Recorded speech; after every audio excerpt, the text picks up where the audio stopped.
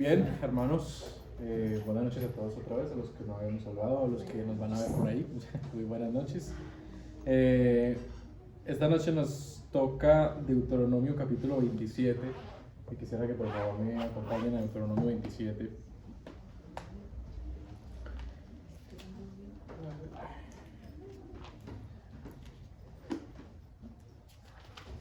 Deuteronomio capítulo 27.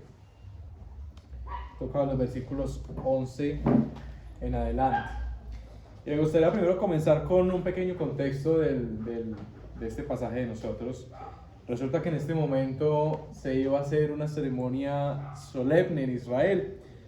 Tenemos aquí las maldiciones. En nuestro pasaje del día de hoy son la lista de los pecados o de las transgresiones de la ley que hacían que las personas fueran merecedoras de la maldición de Dios. Pero esta ceremonia solemne que está aquí narrada no ocurrió en el momento en el que se escribió, o sea, no ocurrió en Deuteronomio 27, sino que Dios les está mandando que lo hagan después y se hizo en Josué capítulo 8, por si ustedes de pronto que lo quieren leer, en Josué capítulo 8, versículos 30 al 35, tenemos el momento en el que esto se llevó a cabo. Pero aquí básicamente tenemos es un mandato profético. Israel todavía no había llegado a la tierra prometida, todavía estaba en las llanuras de Moab y estaba escuchando el último discurso por boca de Moisés. Entonces este capítulo es una instrucción profética para que Israel cumpliera después. Y básicamente la ceremonia solemne que tenían que hacer es que las tribus de Israel tenían que dividirse en dos. Tenían que dividirse seis tribus tenían que ir al monte Gerizim y las otras 6 tenían que hacerse en el monte Ebal. El monte Ebal era una montaña árida y seca que simbolizaba la maldición. De hecho, aquí tengo una pequeña foto por si se alcanza a ver. Estaba un monte al frente del otro, Gerizim y Ebal. Un monte al frente del otro. Entonces 6 tribus en un monte, las otras 6 en el otro, dándose en la cara. Y si se fijan, el monte Gerizim es más verde que el de Ebal, porque Ebal era un monte seco, un monte árido, un monte en el que difícilmente había vegetación, mientras que el Gerizim sí era un monte pues más verde, vaya, que eso simbolizaba de nuevo pues que por un lado la montaña de Ebal, que era donde se iban a pronunciar las maldiciones, pues era un monte que de por sí ya era seco, o sea que simbolizaba pues desolación y el juicio que vienen con la desobediencia, y por otro lado de Gerizim, que era una montaña fértil y verde, pues representaba la bendición y la prosperidad que trae la obediencia, ¿no? Entonces, en ese sentido dice el versículo 11 de Deuteronomio 27, dice el versículo 11, y mandó Moisés al pueblo en aquel día, diciendo, cuando hayas pasado el Jordán, estos estarán sobre el monte Gerizim para bendecir al pueblo. Estará la tribu de Simeón, de Leví, Judá, Isaacar, José y Benjamín. Y estos estarán sobre el monte Ebal para pronunciar la maldición. Las tribus de Rubén, Gad, Aser, Zabulón, Dan y Neftalí. Y habitarán los levitas, y hablarán los levitas, y dirán a todo varón de Israel en alta voz.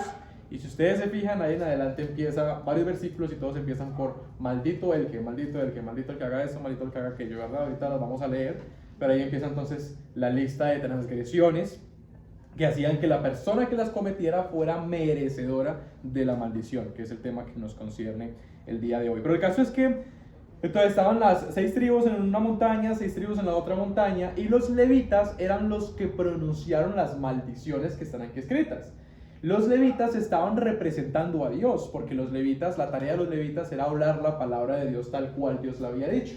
Entonces que los levitas tuvieran que decir las maldiciones o la lista de los pecados que hacía que las personas fueran merecedoras de maldición, es como si Dios desde el cielo estuviera pronunciando estas palabras, era algo bien solemne. Entonces los levitas representaban a Dios y las tribus representaban a todo Israel, de manera que ahí estaba todo Israel representado en esas 12 tribus, siendo testigos y sometiéndose a las condiciones que Dios les estaba pues mandando en este momento. Entonces era, digamos, algo bien pedagógico, algo bien visual, toda esta ceremonia solemne, muy simbólico, y enfatizaba pues la gravedad del pecado y las consecuencias de las mismas. Básicamente es como si Dios les estuviera diciendo a los israelitas, es que ustedes son mi pueblo, yo los compré, ustedes son de mi propiedad, son mi pueblo santo, y por lo tanto tienen que hacer esto, esto y esto y esto, les da la ley. Si ustedes lo hacen, les va a venir bendición, Y si por el contrario transgreden la ley,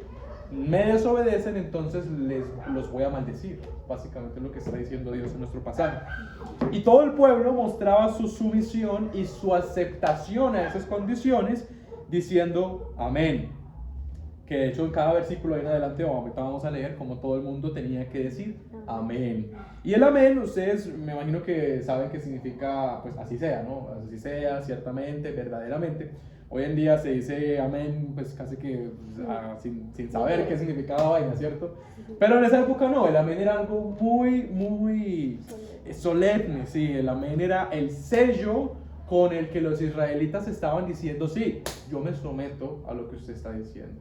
El amén era usado principalmente en contextos litúrgicos, pero en nuestro contexto, que todo el pueblo hubiera tenido que decir amén a las palabras de Dios, estaba mostrando la sumisión del pueblo al Señor, su aceptación a esas condiciones, y al mismo tiempo está expresando la fe y el temor reverente de los israelitas y la responsabilidad comunitaria, no solamente individual, sino responsabilidad comunitaria para cumplir las leyes del pacto o la ley de Dios. Entonces, bueno, antes de leer nuestro texto, que de nuevo habla de las maldiciones, me gustaría comenzar definiendo qué es una maldición, ¿no? La maldición es una de las palabras que creo que todo el mundo parece saber qué significa, pero que muy pocos sabríamos cómo definir, ¿no? Cuando pensamos en maldición, en nuestro contexto, puede que tal vez pensemos en un muñeco vudú con alfileres, tal vez, ¿no? O si pensamos en una maldición, tal vez pensemos en un brujo, exacto, un brujo, alguien de ocultismo haciendo hechicería por allá, ¿verdad? Generalmente en nuestra cultura pensar una maldición requiere pensar en mucha superstición, ¿no? Pero en la Biblia la palabra maldición no significa eso. La palabra maldición o la maldición es una reversión de las bendiciones. Es decir, las bendiciones y las maldiciones son opuestos inseparables. O sea, la maldición es completamente lo contrario a la bendición. ¿Eso qué significa? Que para poder entender bíblicamente qué es la maldición, qué fue lo que los israelitas entendieron en este pasaje, hay primero que entender qué es la bendición. Ellos qué entendían por bendición. Y ahí en Deuteronomio 28, que es de hecho el que vamos a considerar dentro de 8 días, si Dios quiere, en Deuteronomio 28 se pronuncian las bendiciones. Vamos a leer primero ese. Deuteronomio 28, versículo 1, dice: acontecerá que si oyeres atentamente la voz de Jehová tu Dios, para guardar y poner por obra todos sus mandamientos que yo te prescribo hoy, también Jehová tu Dios te exaltará sobre todas las naciones de la tierra. Y vendrán sobre ti estas bendiciones, y te alcanzarán, si oyeres la voz de Jehová tu Dios. ¿Cuáles bendiciones? Dice versículo 3. Bendito serás tú en la ciudad, y bendito tú en el campo. Bendito el fruto de tu vientre, el fruto de tu tierra, el fruto de tus bestias, la cría de tus vacas y los rebaños de tus ovejas. Bendita serán tu canasta y tu arteza de amasar. Bendito serás en tu entrar y bendito en tu salir. Y la lista sigue, de hecho, porque son más bendiciones que ahí se mencionan. Pero básicamente, por si se dan cuenta, lo que Dios está diciendo es: si ustedes guardan mi palabra, yo los voy a bendecir. Los voy a bendecir en la ciudad, los voy a bendecir en sus casas, en la cocina, en la sala, en la habitación. Los voy a bendecir en el patio, los voy a bendecir en los campos, les voy a bendecir las vacas, les voy a bendecir las ovejas. Los voy a bendecir por completo. Sus vidas van a estar, mejor dicho, bañadas de la gloria refulgente de las bendiciones de Dios. Porque eso era lo que significaba básicamente las bendiciones divinas para los israelitas. De hecho, la bendición y la bienaventuranza eran sinónimos. Entonces, por esa razón podemos pensar en el Salmo capítulo 1, por ejemplo, ¿verdad? Bienaventurado el varón, comienza, o bendito el varón, es lo mismo. Bendito el varón o bienaventurado el varón que no anduvo en consejo de malos, ni estuvo en camino de pecadores, ni en silla de transgresores se ha sentado, sino que en la ley de Jehová está su delicia y en su ley medita de día y de noche. Y luego sigue el versículo 3, dice: será como árbol plantado junto a corrientes de aguas, que da su fruto en su tiempo y su hoja no cae, y todo lo que hace prosperará. No así los malos, que son como el tramo que arrebata el viento. Entonces, o también podemos tener las bienaventuranzas que pronunció Jesús en el Monte de los Olivos, ¿verdad? Cuando da las bienaventuranzas, perdón. Jesús, por ejemplo, dice: bienaventurados los pobres en espíritu, ¿verdad? Porque ellos es el reino de los cielos. O bienaventurados los que lloran, porque ellos recibirán consolación. Básicamente, bienaventurado y ser bendito, ambas cosas eran sinónimos. Entonces, pero para el judío, para el judío, la bendición más grande, la bendición más sublime, más incomparable que podrían llegar a desear, era la bendición de ver el rostro de Dios. Esa es la bendición más grande. Por eso Jesús mismo dice: bienaventurados los de limpio corazón, porque ellos verán a Dios. Cuando un judío decía que Dios te bendiga, no es como hoy en día que uno dice que Dios te bendiga, hermano, bendiciones, y uno ni siquiera sabe qué está diciendo ahí, ¿verdad? Sí, un judío no decía eso. Un judío decía que Dios te bendiga. Un judío quería decir con eso que Dios haga resplandecer su rostro sobre ti, que seas bañado en la gloria refulgente y resplandeciente que emana del rostro de Dios. Eso es lo que quería decir un judío. Por esa razón en Salmo capítulo 4, versículo 6 dice: muchos son los que dicen, ¿quién nos mostrará el bien? Alza sobre nosotros, oh Jehová, la luz de tu rostro. Tú diste alegría a mi corazón, mayor que la de ellos, mayor que la de los impíos, cuando abundaba su grano y su mosto. Espectacular. Por esa razón Moisés pidió ver el rostro de Dios, por ejemplo. Moisés le dice a Dios: Señor, yo vi todas las plagas de Egipto, vi cómo convertiste el agua del río Nilo en sangre, vi cómo mandaste insectos, cómo mandaste oscuridad por varios días, vi cómo le mataste los primogénitos a todos los egipcios, vi cómo partiste el mar rojo en dos, vi cómo has hecho caer pan del cielo. Pero una cosa te pido, he sido muy bendecido, pero solo una cosa te pido, una cosa te ruego, que me dejes ver tu rostro. Y Dios, sabes que le responde: no, porque nadie puede ver mi rostro y va a vivir. Pero una cosa sí te voy a dejar ver mi espalda. ¿Sí se acuerdan? Que la gloria de Dios pasa, Moisés puede verle la espalda al Señor.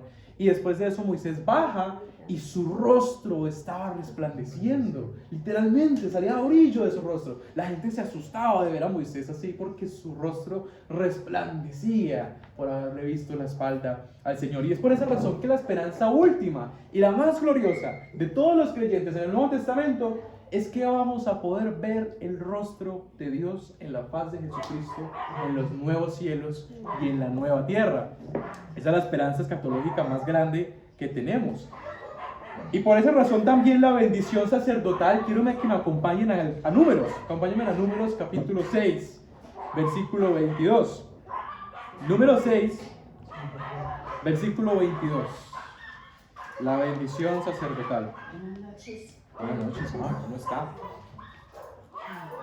Números capítulo 6, versículo 22. Dice así: Jehová habló a Moisés diciendo, ¿están ahí? Números 6, 22. Jehová habló a Moisés diciendo: habla a Aarón y a sus hijos y diles: así bendeciréis a los hijos de Israel, diciéndoles: Jehová te bendiga y te guarde. Jehová haga resplandecer su rostro sobre ti y tenga de ti misericordia. Jehová alce sobre ti su rostro y ponga en ti la shalom, paz. Ponga sobre ti paz. Esto, mis amados hermanos, era lo que para lo que los judíos significaban las bendiciones. Estos eran los problemas técnicos que estábamos teniendo, hermanos. Si ven este video. Básicamente, para un judío, esto era lo que significaba la bendición. Pensaban en todo esto cuando pensaban en bendiciones.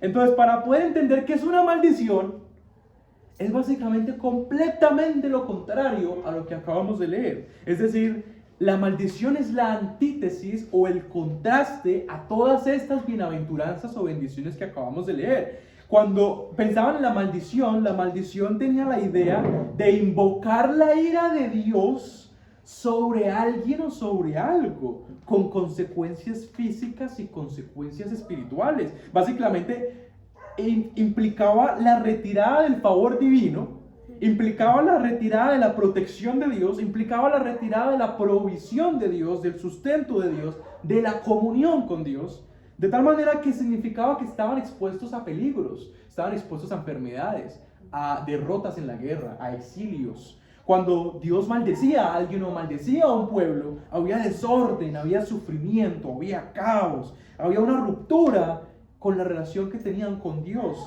Y por esa razón es que había un abandono divino. Todo eso era lo que significaba una maldición. De hecho, en Levítico 16 está la historia del chivo expiatorio, ¿no? Que para los que no sepan qué es el chivo expiatorio, en Levítico 16 había una ley ceremonial que los sacerdotes tenían que tener 2 machos cabríos, ¿verdad? 2 machos cabríos, mataban a uno por los pecados del pueblo, y al otro, que quedaba vivo, le ponían las manos en su cabeza y le imputaban o le transferían todos los pecados del pueblo. Y luego ese macho cabrío se llevaba al desierto, se llevaba fuera de la ciudad. ¿Y por qué se llevaba fuera de la ciudad? El macho cabrío llevaba sobre sí todos los pecados del pueblo, pero lo llevaba, tenía que ir del pueblo, porque el pueblo de Dios era el lugar donde se concentraban las bendiciones de Dios. Entonces el macho cabrío salía del pueblo hacia el desierto, hacia la oscuridad, hacia donde había exilio, donde las bendiciones de Dios no estaban. Tenía que salir hacia la maldición. Ese era lo que hacía el macho cabrío. Pero entonces, para que tengamos una mejor idea de lo que significa la maldición de Dios en la Biblia, como si ya no fuera lo suficientemente claro, si la maldición es lo contrario a la bendición, ese pasaje de número 6 que estábamos leyendo, vamos a leerlo al revés. Leámoslo al revés. Ese pasaje número 6, 22 al 26, al revés, quedaría más o menos así. Quedaría: que Jehová Dios te maldiga, que Jehová Dios te abandone, que Dios aparte la luz de su rostro de sobre ti y te mantenga en la oscuridad y solo te dé juicio, sin gracia y sin misericordia. Que Dios te dé la espalda y te quite su paz para siempre. Tenaz, ¿verdad? Eso es lo que significa una maldición bíblicamente. Y es eso lo que significaba la maldición en Deuteronomio capítulo 27. Ahora sí quiero que vayamos a leer las maldiciones teniendo eso en cuenta.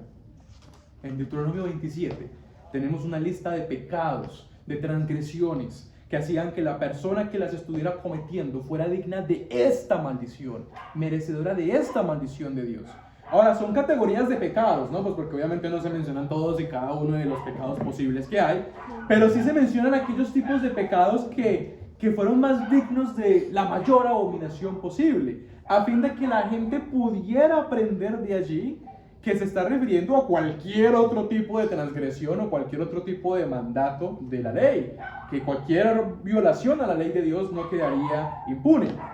Y las categorías nos muestran también que la ley abarca todas las áreas de la vida. Entonces, por ejemplo, tenemos la de la idolatría, versículo 15 de Deuteronomio 27. La idolatría dice: maldito el hombre que hiciera escultura o imagen de fundición, abominación a Jehová, obra de mano de artífice, y la pusiere en oculto. Fíjense en eso, qué interesante. Y todo el pueblo responderá y dirá: amén.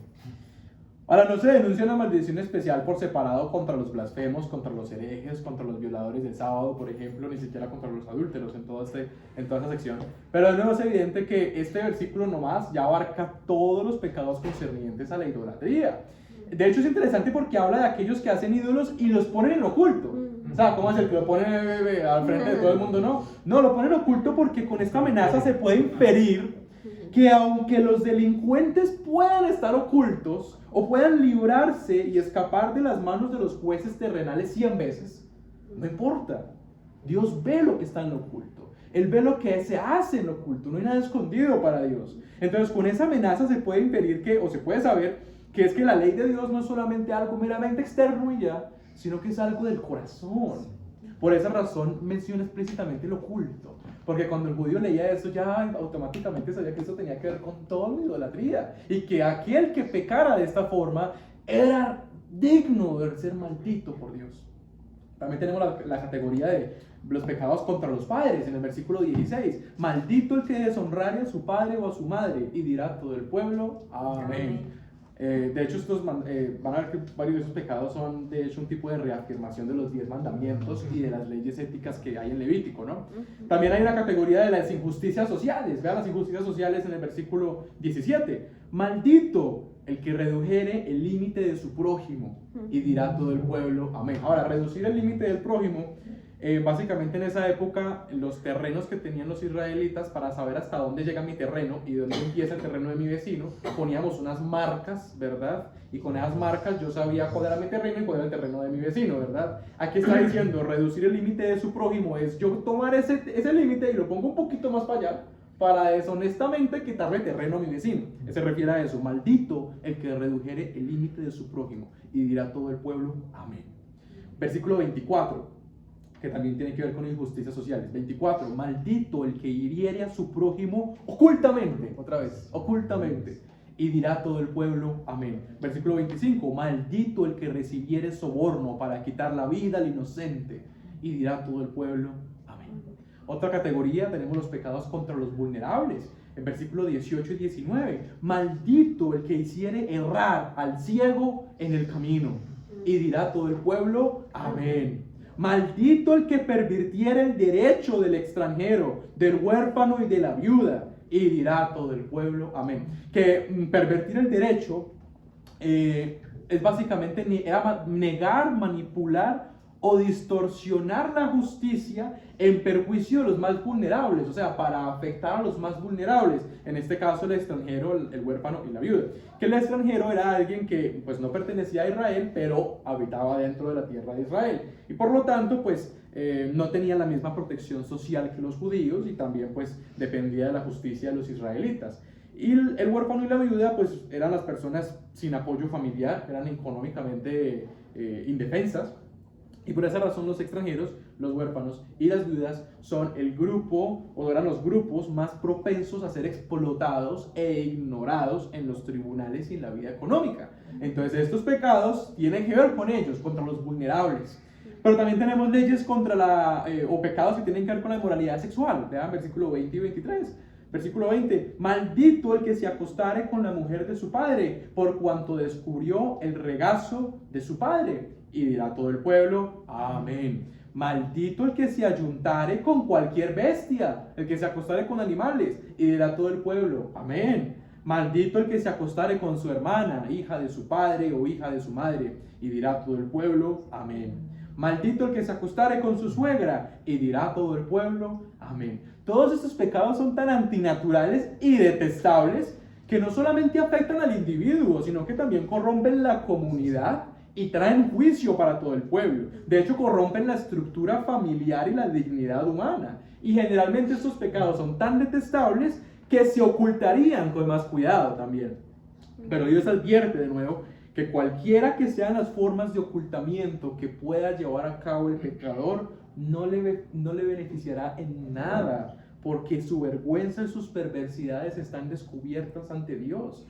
Por eso se habla acerca de esto, porque no hay nada oculto para Dios. Y como si fuese poco, versículo 26, tenemos ya la rebelión general a la ley, y dice, maldito el que no confirmare las palabras de esta ley para hacerlas. Y dirá todo el pueblo, amén. Aquí se refiere a toda la ley de Dios, a todo lo que Dios había dicho hasta acá. Maldito el que no confirme la ley las palabras de esta ley para hacerlas, y dirá todo el pueblo, amén. Ahora, todo eso es muy importante para nosotros por dos razones. En primer lugar, porque vemos que Dios es un Dios que bendice, pero Dios también es un Dios que maldice. Y hoy en día hay muchos que creen que Dios solamente es amor y que es incapaz de maldecir. Hoy en día hay muchos que intentan de hecho predicar un evangelio un poco más amable, entre comillas, un poco más amoroso, más tolerante supuestamente. Y ya poco se habla de la gravedad del pecado, de la ira de Dios. El infierno ya ni siquiera se toca en los púlpitos normalmente. Y mucho menos se habla de esto, de la maldición de Dios. Dios maldiciendo personas, eso suena tenaz. Ya generalmente no se habla de eso, no se habla de que la maldición de Dios está sobre los impíos, o que la ira de Dios está constantemente contra los impíos. De hecho, muchos, si pudieran viajar al pasado, a Deuteronomio 27, le dirían a Moisés, uy, gordo, no escriba eso, ¿cómo le ocurre? La gente se va a ofender, hermano. No ponga que Dios va a maldecir a la gente que viola la ley, no se puede. Y es que es irónico, porque hay muchos que creen en el Dios que es capaz de bendecir, pero no es capaz de maldecir. Eso no tiene sentido. Muchos tienen una imagen muy distorsionada y corrompida de Dios, en gran parte por nuestra propia cultura de tolerancia, ¿no? Muchos hasta repiten la frase de Mahatma Gandhi, es muy común leerla también en las redes sociales por cristianos, la de Dios aborrece el pecado, pero ama al pecador. Creen que está en la Biblia esa frase, de hecho, y muchos lo dicen, pero eso no es cierto. Aquí nuestro pasaje está diciendo que Dios va a maldecir al pecador, va a maldecir al que talaga, no el pecado, va a maldecir al que rompa la ley. Pero muchos sacaron de sus Biblias la idea de que Dios trae juicio, ira y maldición sobre un individuo o incluso una nación, como lo hizo con Sodoma y con Gomorra. Entonces, por esa razón es tan relevante considerar este texto en nuestros días, pero también en segundo lugar es muy importante para nosotros, porque nosotros por naturaleza estamos bajo maldición. Es así como lo entendió Pablo. Ninguno de nosotros, ninguno de los seres humanos por naturaleza puede cumplir las obras de la ley a la perfección. Ninguno. Dios está extendiendo en el último versículo que leímos, extiende el juicio y la maldición a todas las iniquidades y a todos los tipos de pecado, de tal forma que ninguno se queda exento, ninguno. Todos estamos ahí metidos. Por eso Pablo en Gálatas 3, y creo que vayan a Gálatas 3, Pablo entendió correctamente esto y pone en Gálatas 3, versículo 10, Gálatas 3:10 dice, Gálatas 3:10, porque todos los que dependen de las obras de la ley están bajo maldición, pues escrito está, maldito todo aquel que no permaneciera en todas las cosas escritas en el libro de la ley para hacerlas. Ninguno puede pasar ni siquiera 5 minutos sin pecar. Pecamos todo el tiempo contra Dios, todo el tiempo ofendemos a Dios. No importa cuán diligentemente procuremos guardar toda la ley de Dios, en algún punto de la ley hemos ofendido al Señor. Y Santiago 2, versículos 10 al 11 dice, no tiene que, yo se lo leo, Santiago 2:10 dice, porque cualquiera que guardare toda la ley, pero ofendiere en un punto nomás, se hace culpable de todos. Porque el que dijo, no cometerás adulterio, también ha dicho, no matarás. Ahora bien, si no cometes adulterio, pero matas, ya te has hecho transgresor de la ley. No importa que intentemos guardar la ley lo mejor posible, si rompimos un solo punto de la ley, un solo mandato de Dios, ya la rompimos toda. Ya somos dignos, merecedores de ser malditos por Dios. Todos, sin excepción, por naturaleza, somos merecedores de la maldición divina. Y no solo somos merecedores, sino que por naturaleza estamos bajo maldición. Porque dice Salmo 7:11, Dios es pues justo y Dios está irado contra el impío todos los días, todos los días. ¿Se dan cuenta, hermanos? ¿Se dan cuenta de lo grave que es esto? Esto es increíblemente grave. ¿Qué vamos a hacer? ¿Se acuerdan lo que leímos en número 6? Al revés, las bendiciones, pero al revés. Todos somos merecedores de eso. Es esto lo que merecemos. Merecemos que Jehová Dios nos maldiga y nos abandone, que Dios aparte la luz de su rostro de sobre nosotros y nos mantenga en la oscuridad y solo nos dé juicio sin gracia y sin misericordia. Merecemos que Dios nos dé la espalda y nos quite su paz para siempre, que justamente eso es el infierno. El infierno es el lugar en que los incrédulos experimentan esta maldición, pero de la forma máxima. El infierno es donde los incrédulos experimentan la maldición de Dios en su plenitud. Allí es en donde van a ser separados de Dios por completo. Allí son abandonados de Dios por completo. Allí ya no hay gracia, ya no hay misericordia. Es exactamente eso lo que es el infierno. Allí van a experimentar la ausencia de su paz por completo y de la luz de su rostro. Y es exactamente eso, vuelvo y reitero lo que Pablo está diciendo en Gálatas 3, que todos merecemos. Porque nadie puede cumplir la ley de Dios a la perfección. Nadie. Entonces la pregunta es, ¿qué vamos a hacer? Y dice Pablo en Gálatas 3, en el versículo 13, continúa. Gálatas 3:13 dice, Cristo nos redimió de la maldición de la ley. Nos salvó de la maldición de la ley, hecho por nosotros maldición. Porque escrito está, maldito todo el que es colgado en un madero. Si ustedes en algún momento se preguntaron por qué Jesús no lo apedrearon, por qué a Jesús no lo ahorcaron, o por qué no lo mataron de cualquier otra forma, hay muchas formas de matar a alguien, ¿por qué no lo mataron de cualquier otra forma? ¿Por qué tenía que ser crucificado? Por esto, porque los crucificados, los que morían en un madero, eran malditos. Y Cristo entonces nos salvó de la maldición que acabamos de leer, de todas esas maldiciones. Jesús nos salvó cuando Él mismo fue a la cruz a morir por nosotros. No solamente fue maldecido, se hizo maldición por nosotros. Imagínense, aquel que es Dios hecho hombre, la encarnación de la gloria de Dios, se hizo maldición por nosotros, por usted y por mí. Jesús fue el chivo expiatorio del que le decía ahorita, que apuntaba a Levítico 16. Cuando Jesús llevó sobre su cuerpo todos nuestros pecados sobre sí y se fue al madero, se fue a la maldición por nosotros. Por esa razón también tuvo que ser crucificado fuera de Jerusalén, en Gólgota. Tiene que ver con respecto al Levítico 16 también, para que cayera toda la maldición de Dios sobre él. Aquel día Jesús sufrió todo lo que vimos que significaba ser maldito por Dios. La Biblia dice que de hecho Dios es demasiado santo como para mirar el pecado. Así que sus ojos, ese día, el día que Jesús fue crucificado, ese día los ojos del Padre se apartaron de su Hijo. Jesús allí sufrió verdadera y completamente la maldición de Dios por completo. Lo que veíamos ahorita en Números. Dios Padre lo maldijo. Dios Padre lo abandonó. La luz de su rostro se apagó para Jesús. Apartó Dios Padre su rostro, lo apartó de él. Le dio juicio sin gracia y sin misericordia. Le dio la espalda a Jesús. Todas las bendiciones divinas se apartaron de su Hijo amado. Y de hecho Dios añadió más perturbaciones astronómicas incluso, porque aquel día el sol del mediodía se apagó para Jesús en el monte Calvario. Hubo oscuridad, hubo tinieblas, porque el rostro de Dios Padre se había apartado de su Hijo. La luz de su rostro se había apartado y ni siquiera la luz del sol brilló para Jesús cuando estaba en la cruz. Y en medio de todo ese sufrimiento, Jesús clama: Elí, Elí, lama sabactani. Dios mío, ¿por qué me has desamparado? ¿Por qué me has abandonado? Jesús no solamente se sintió abandonado, Él fue abandonado. Tenía que ser abandonado para sufrir la maldición que usted y yo merecemos recibir. Tenía que ser abandonado por el Padre. Fue como si Jesús en ese momento escuchara las palabras del Padre desde el cielo. Imagínense en eso, Jesús en la cruz, viendo cómo el Padre le daba la espalda, apartaba la luz de su rostro, mientras escuchaba del Padre: maldito seas. Porque es lo que usted y yo merecemos. Jesús se hizo maldición por usted y por mí. Se dan cuenta de lo mucho que nos ama Dios, de la bondad de Dios, de la gracia de Dios.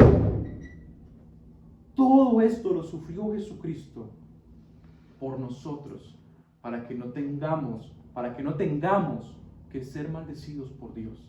Dios nos redimió, nos salvó de la maldición de la ley. Ese es el Evangelio. Por esa razón Pablo, de hecho, en Gálatas 3, todo el pasaje del versículo 10 al 14, dice Gálatas 3:10: porque todos los que dependen de las obras de la ley están bajo maldición, pues escrito está: maldito todo aquel que no permaneciera en todas las cosas escritas en el libro de la ley para hacerlas. Y que por la ley ninguno se justifica para con Dios es evidente, porque el justo por la fe vivirá. Y la ley no es de fe, sino que dice: el que hiciere estas cosas vivirá por ellas.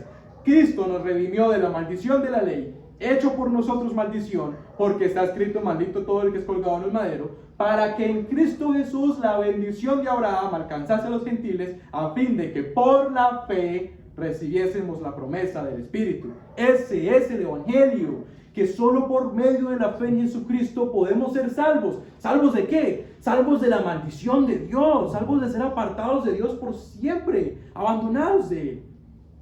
Jesús nos salvó de la misma ira de Dios y de la maldición de Él. Y si a alguien le incomoda este tema, si nos incomoda, o si alguien cree que no deberíamos de hablar de la maldición de Dios que usted se merece, pues no ha entendido el Evangelio todavía. No ha entendido el amor de Dios. Es imposible entender el Evangelio, entender el amor de Dios, entender su misericordia y su gracia, si primero no entendemos la luz de la gravedad de nuestro pecado, la luz de la severidad de la maldición de Dios que todos merecemos recibir y que Cristo recibió en nuestro lugar. Primero tenemos que ser martillados, como Javier decía el domingo, golpeados con esta desesperación, para así poder correr y abrazar la gracia de Cristo. Ese es el Evangelio. No podemos sacar la maldición de allí. Porque si alguien predica el evangelio, las buenas noticias, sin predicar la mala noticia primero, pues ese no es el evangelio. Sin las malas noticias, sin hablar de esto, de la maldición de Dios, sin hablar de la severidad del pecado, pues no se puede entender el glorioso y majestuoso sacrificio de Jesús en la cruz. ¿Para qué entonces Jesús fue crucificado? Fue crucificado por nosotros para sustituirnos. Y es esto, hermanos, lo que hay que predicar cuando se predica el evangelio. Primeramente, predicárnoslo a nosotros mismos, todos los días, recordarnos quiénes somos, qué merecemos, para saber el gran amor de Dios por nosotros, para entender qué fue lo que hizo Jesús por nosotros, y también predicárselo a los demás, porque no hay otra opción. O ustedes reciben la maldición ustedes mismos en el infierno por siempre, o corren desesperados a abrazar la gracia de Cristo, porque solamente Jesús nos puede librar de la ira de Dios y de la maldición que todos merecemos y de la que habla Deuteronomio 27, porque Él mismo la recibió por nosotros en la cruz. Así que le pido que el que no haya venido a Cristo, pues que corra a Jesucristo y corra desesperadamente a Jesucristo y le entregue su vida a Él antes de que sea demasiado tarde, porque Él es nuestra única esperanza y es una esperanza suficiente. Y termino leyendo lo que dijo Pablo en 1 Corintios 16:22.